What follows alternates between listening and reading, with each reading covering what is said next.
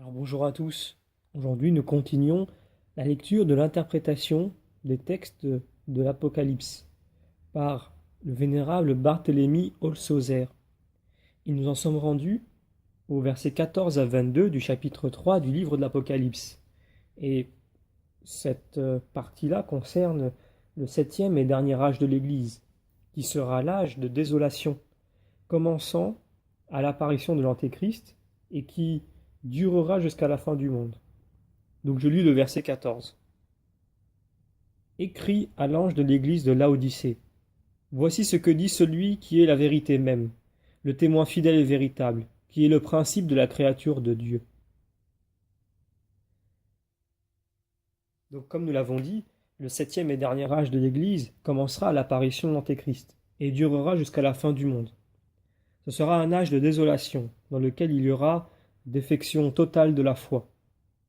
Nous disons en Luc chapitre 18, « Mais quand le Fils de l'homme viendra, pensez-vous qu'il trouve de la foi sur terre ?»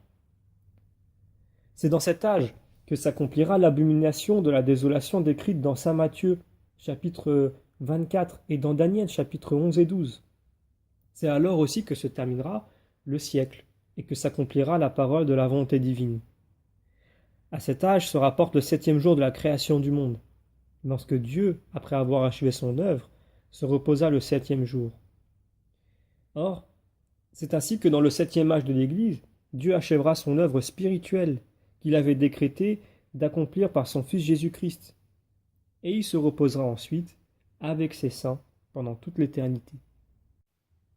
Cet âge est aussi figuré par le septième esprit du Seigneur, l'esprit de science, car en ce temps, on saura clairement, après que l'Antéchrist aura été détruit et précipité dans l'enfer, que Jésus-Christ est venu sur la terre comme homme. Et alors, ceux d'entre les Juifs qui resteront feront pénitence. Cet âge est encore figuré par le septième esprit du Seigneur, parce qu'alors, la science sera multipliée sur la terre, selon Daniel chapitre 12. Alors, le signe du Fils de l'homme apparaîtra dans le ciel et tout œil le verra.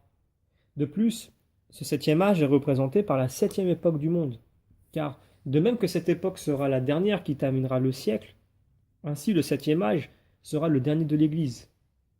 Enfin, le type de cet âge, c'est l'Église de Laodicée, qui s'explique par vomissement. Or, ce mot convient au dernier âge, pendant lequel, en attendant que l'Antéchrist soit parvenu au pouvoir, la charité se refroidira, la foi se perdra, tous les royaumes seront dans le trouble et l'agitation, et se scindront entre eux. Il s'élèvera une race d'hommes égoïstes, nonchalants et tièdes. Les pasteurs, les prélats et les princes seront des fourbes, semblables à des arbres d'automne, sans feuilles et sans fruits de bonnes œuvres. Ils seront comme des astres errants, des nuages sans eau. Et alors, le Christ commencera à vomir l'Église de sa bouche, et permettra que Satan soit délié et étende son pouvoir en tout lieu, et que le fils de perdition entre dans le royaume, qui est l'Église. Donc je continue la lecture. Voici ce que dit celui qui est la vérité même, le témoin fidèle et véritable, qui est le principe de la créature de Dieu. Les premières paroles de ce texte contiennent de nouveaux attributs ou un signe de Jésus-Christ. Voici ce que dit celui qui est la vérité même. Le texte latin exprime ces dernières paroles par le mot « Amen ». Amen est un mot hébreu qui signifie vrai. Cette parole convient parfaitement au Christ à cause de la divinité qu'il tient de lui-même et qui est son essence, parce qu'il est la vérité première. C'est pourquoi saint Jean, au chapitre 14, verset 6, dit « Je suis la voie, la vérité et la vie ». Cet attribut ne peut convenir à aucun homme ordinaire parce que tout homme est menteur, et Dieu seul est vrai. Donc le témoin fidèle et véritable de la gloire et de la majesté du Père, à qui il a rendu témoignage, étant son propre Fils, et lui demeurant fidèle jusqu'à la mort et à la mort de la croix. Le texte dit aussi qui est le principe de la créature de Dieu, parce que, selon saint Jean chapitre 1 verset 2, toutes choses ont été faites par lui, et rien de ce qui a été fait n'a été fait sans lui. L'apôtre commence d'abord par exprimer ses attributs et ses insignes divins pour confirmer les esprits de ses serviteurs dans la vérité de l'Évangile contre l'impiété de l'Antéchrist, qui, en se glorifiant d'être le Seigneur Dieu du ciel et de la terre, blasphémera d'une manière horrible, en disant que Jésus-Christ n'est pas Dieu, qu'il ne s'est pas fait chair, et que ni son témoignage ni son évangile ne sont vrais, etc. Au verset 15, nous lisons « Je connais tes œuvres ». Par ces paroles que l'apôtre a coutume d'employer, il reproche les œuvres de cet âge, comme on le voit clairement par ce qui suit. Tu n'es ni froid ni chaud, c'est-à-dire que tu n'as pas la crainte de Dieu ni la ferveur de la charité, à l'aide desquelles tu mettrais en pratique la justice et la vérité. Le froid et le chaud sont des métaphores qui font distinguer ces deux vertus. Car en effet, dans les derniers jours, l'iniquité abondera et la charité de plusieurs se refroidira, selon Matthieu chapitre 24. C'est donc avec raison que Jésus-Christ reproche à cet âge de l'Église de n'être ni froid ni chaud. Plût à Dieu que tu fusses froid ou chaud. Ces paroles contiennent une espèce de souhait par lequel notre Seigneur Jésus-Christ, dans son affection paternelle, déplore le triste état de son Église.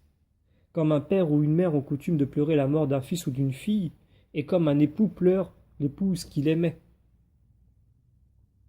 Donc nous lisons le verset 6, où il est écrit « Mais parce que tu es tiède », donc c'est-à-dire parce que tu languis et que tu perds la foi, l'espérance et la charité, et qu'en conséquence tu n'observes plus mes commandements en faisant des œuvres de justice, je te vomirai de ma bouche. L'homme a coutume de rejeter de sa bouche ce qui lui paraît mauvais et désagréable, comme par exemple l'eau tiède, qui représente, par une vraie métaphore, le fidèle languissant dans la foi, l'espérance et la charité, et qui n'est plus chrétien que de nom. C'est donc pour cela qu'il dit « Je te vomirai de ma bouche ». Le texte latin dit « incipiam », je commencerai à te vomir de ma bouche, c'est-à-dire je commencerai peu à peu à te rejeter loin de moi, à te délaisser, à t'abandonner et à permettre que tu tombes dans les hérésies. Je te vomirai de ma bouche, c'est-à-dire je permettrai aux nations et à l'Antéchrist de fouler aux pieds, comme on a coutume de fouler aux pieds la salive et l'eau tiède qu'on a jetée à terre. Le peuple chrétien est dans la bouche du Christ, par la foi en sa parole et en son évangile, et Jésus-Christ le vomit à cause de la folie de ses abominations, en permettant qu'il tombe dans l'erreur et qu'il abandonne la justice. C'est ce que Jésus-Christ commencera à faire vers la fin du 6e âge, et c'est ce qu'il continuera dans le 7e, lorsque la charité se refroidira, que l'iniquité abondera, et que presque tous les hommes perdront totalement la foi. Nous lisons le verset 17. Tu dis « Je suis riche et opulent, et je n'ai besoin de rien, et tu ne sais pas que tu es malheureux, misérable, pauvre, aveugle et nu. » Et ensuite le verset 18. « Je te conseille d'acheter de moi de l'or éprouvé au feu pour t'enrichir, et des habits blancs pour te vêtir, de peur que la honte de ta nudité ne paraisse, et applique sur tes yeux un remède qui te fasse voir. » Jésus-Christ révèle ici, sous la forme d'une correction paternelle, les vices et les défauts de cet âge, contre lesquels il donne en même temps un conseil salutaire et un remède opportun. Le premier de ces vices sera une coupable présomption de l'esprit, fondée sur la propre science, qui aveuglera tellement les hommes qu'ils ne reconnaîtront même plus leurs péchés, ni leurs erreurs. Ils s'endurciront dans leurs vices, leur volupté et le mensonge, à un tel point qu'ils se justifieront eux-mêmes et méconnaîtront la saine doctrine. C'est là ce que Jésus-Christ exprime par ces paroles. Tu dis, avec une fausse jactance et une vaine présomption, « Je suis riche », c'est-à-dire « Je suis doué de la justice, de la vérité et des sciences les plus parfaites et les plus belles. Je suis opulent, donc par la connaissance et la pratique de tous les arts. Mon expérience surpasse celle de tous les siècles. » Il est écrit aussi « Et je n'ai besoin de rien. » Donc je n'ai pas besoin d'être instruit par les autres.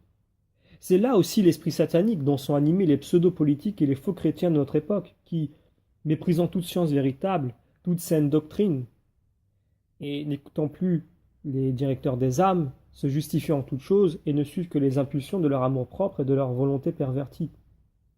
Ceux-ci courent ainsi à leur propre perte, d'où il suit « et tu ne sais », c'est-à-dire tu ne reconnais pas que tu es malheureux. Car tu es en effet malheureux à cause de ton aveuglement, de ton manque de grâce et de vraie lumière.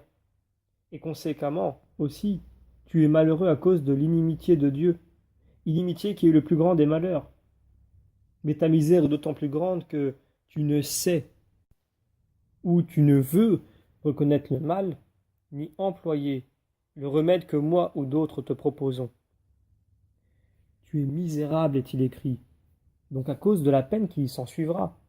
De plus, tu es pauvre en mérites spirituels, mérites qui ne peuvent subsister dans l'état d'inimité où tu te trouves avec Dieu.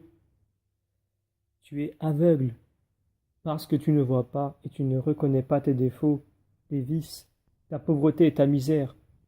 Et tu es nu et dépouillé des vertus de la vraie foi, de l'espérance, de la charité, de la justice et de la religion. Car les vertus sont comme le vêtement de l'âme. Le second vice de cet âge sera la vaine confiance dans les richesses, dans les trésors, dans les objets précieux, dans les riches ornements, dans la magnificence des édifices et des temples, et dans la splendeur extérieure des choses spirituelles et temporelles. Et comme tous ces avantages ne seront pas unis à la charité envers Dieu, ils ne plairont pas à Jésus-Christ. Car les sacrifices de l'Ancien Testament n'étaient pas non plus acceptés de Dieu sans la miséricorde. Tous ces biens deviendront la proie de l'Antéchrist, qui jouira des trésors des églises, des rois, des princes et des grands. Il foulera aux pieds tout ce qui est saint et sacré. Il livrera aux flammes et ruinera complètement les temples les plus magnifiques. Il y aura alors la désolation et l'abomination la plus grande qui ait jamais été.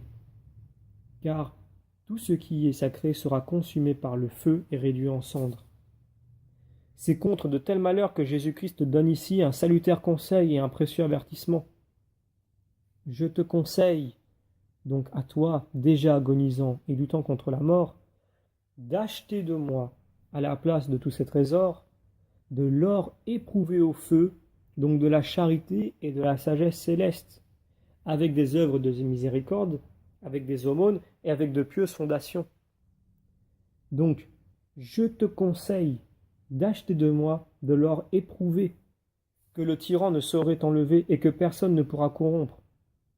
C'est ce que firent saint Laurent et d'autres saints martyrs qui, à l'approche de la mort et à l'heure de la tentation, distribuèrent les trésors de l'Église aux pauvres et achetèrent l'or éprouvé de la charité, dont la flamme ardente les aida à supporter les brasiers et tous les autres supplices des tyrans. C'est là que les saints de Dieu devront faire, surtout dans ces derniers temps de calamité, après lesquels il n'y aura plus de temps, et l'on n'aura plus besoin d'or, d'argent, de vases précieux ni de trésors. C'est ainsi que notre Seigneur Jésus-Christ nous exhorte paternellement. Il est également écrit « pour t'enrichir », c'est-à-dire pour nous enrichir des trésors célestes que personne ne peut ni ne pourra nous enlever dans l'éternité si nous faisons de nous-mêmes le sacrifice de ces biens périssables et de peu de durée. Donc il est écrit « je te conseille d'acheter de moi des habits pour te vêtir », c'est-à-dire les habits des vertus et des avantages que Dieu te donnera en récompense de ta charité et de tes œuvres de miséricorde.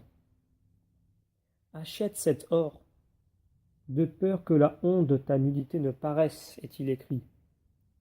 Couvre-en tes péchés qui sont comme la nudité de l'âme, car la charité nous obtient le pardon de la multitude de nos péchés. Et aussi il est écrit, applique sur tes yeux le collyre qui te fasse voir. Le collyre, c'est un remède pour les yeux. Les yeux de l'âme sont la mémoire et l'intellect. Or, ces yeux de l'âme sont souvent obscurcis et aveuglés par l'appât des biens terrestres. Le remède que Dieu propose ici comme une médecine spirituelle contre ces deux maladies des yeux, pour nous préserver de cécité spirituelle, consiste surtout dans la considération des fins dernières et la méditation des Saintes Écritures. Ces remèdes seront surtout nécessaires en ces derniers temps aux soldats de Jésus-Christ, à cause de l'horreur des tourments et des erreurs, et des déceptions des faux prophètes, et à cause aussi des scandales et de la perte totale de la foi.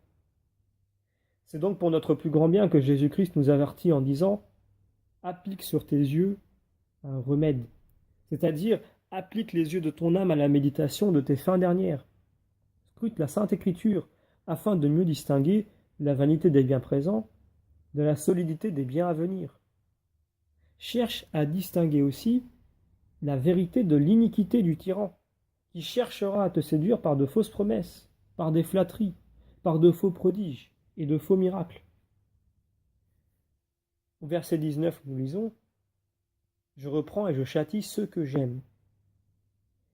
C'est-à-dire que, comme un père avertit ses enfants chéris, je te reprends, je t'avertis et je t'informe des défauts dont tu dois te corriger et des dangers que tu dois éviter. Et donc je châtie ceux que j'aime, en permettant contre eux dans cette vie les adversités, les tribulations et les persécutions. Et je les soumets à la puissance des impies. Selon le psalmiste, vous avez élevé les hommes sur nos têtes, nous avons passé par le feu et par l'eau, et vous nous avez amenés au lieu de rafraîchissement. Ensuite, nous lisons « Rallume donc ton zèle et fais pénitence ». Ces paroles renferment deux ordres à suivre, et que Jésus-Christ intime aux fidèles qui vivront dans cette dernière épreuve, c'est-à-dire le bon exemple et la pénitence. Rallume donc ton zèle. Donc imite mes soldats courageux et prudents, qui subirent de semblables persécutions sous Dioclétien et les autres tyrans. Et fais pénitence, donc de tes péchés. Relève-toi promptement de ta chute, comme le fit le pape Marcellin qui, après avoir sacrifié au Dieu par la crainte des tourments et de la mort, fit néanmoins pénitence. Et nous lisons au verset 20, « Je suis à la porte et je frappe. Si quelqu'un entend ma voix et m'ouvre la porte, j'entrerai chez lui et je souperai avec lui et lui avec moi. » Ces paroles nous annoncent l'arrivée et le repas de l'agneau, auquel il nous convie en disant « Je suis à la porte et je frappe ». Jésus-Christ sera à la porte de son Église lorsqu'il viendra pour le jugement, à la fin du monde. Et il frappera lorsque les hommes verront s'accomplir les signes et la grande tribulation qu'il a prédit en Saint Matthieu, chapitre 24, où il ajoute, dans la parabole du figuier, « Apprenez et sachez que lorsque vous verrez ces choses, le Fils de l'homme est proche et qu'il est à la porte. » Donc si quelqu'un entend ma voix et m'ouvre la porte, est-il écrit. En ce temps-là, on entendra deux voix, l'une vraie et sainte qui sera celle de Jésus-Christ, et l'autre fausse et impie qui sera celle de l'Antéchrist et de ses adeptes. Car ceux-ci diront que l'Antéchrist est le Messie. C'est contre cette dernière voix que Jésus-Christ nous met en garde lorsqu'il dit en Matthieu chapitre 24 « Alors, si quelqu'un vous dit « Voilà que le Christ est ici ou là », n'en croyez rien. » L'autre voix est celle de Jésus-Christ, qui dit dans la Sainte Écriture qu'il est vraiment le Messie et le Fils de Dieu. Cette voix se fera entendre par la bouche d'Enoch et d'Élie, et des autres serviteurs de Dieu qui résisteront alors à l'Antéchrist, et prêcheront que Jésus-Christ est le vrai Messie, qu'il est Dieu et homme, et qu'il s'est fait chair.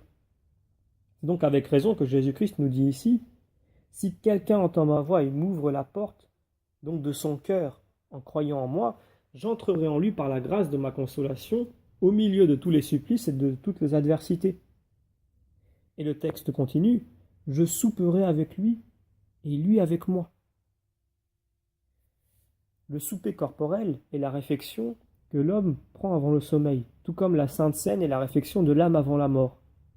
C'est dans ce sens que Jésus-Christ dit « Je soupirai avec lui », c'est-à-dire « Je souperai avec lui, pardon », c'est-à-dire « Je le restaurerai, je le fortifierai à la mort par la grâce de la persévérance. Et lui soupera avec moi. » C'est-à-dire qu'il résistera au tourment jusqu'à la mort pour obtenir ensuite la couronne de l'immortalité. Donc maintenant nous lisons le verset 21. « Celui qui sera victorieux, donc du monde, de la chair, du démon et de la mort, je lui donnerai de s'asseoir avec moi sur mon trône, comme j'ai vaincu moi-même et me suis assis avec mon Père sur son trône. » Donc ces paroles promettent aux soldats de Jésus-Christ, qui auront été victorieux dans la dernière agonie de ce siècle, le pouvoir et l'honneur de juger les vivants et les morts, comme Jésus-Christ l'a promis encore à ses apôtres en Matthieu chapitre 19, verset 28. « En vérité, je vous dis que vous qui m'avez suivi, lorsqu'au temps de la régénération, le Fils de l'homme sera assis sur le trône de la gloire, vous aussi, vous serez assis sur 12 trônes, jugeant les 12 tribus d'Israël. Or, C'est ainsi que Jésus-Christ promet à ses serviteurs du dernier âge une insigne distinction dans les cieux, qui sera le pouvoir judiciaire et la gloire d'être assis sur un trône en récompense de la victoire difficile qu'ils auront remportée dans la plus grande des persécutions. Et le texte termine avec le verset 22 que nous avons déjà commenté, que celui qui a des oreilles écoute ce que l'Esprit dit aux églises. Nous terminons ici l'interprétation de ces versets et également la fin du premier livre.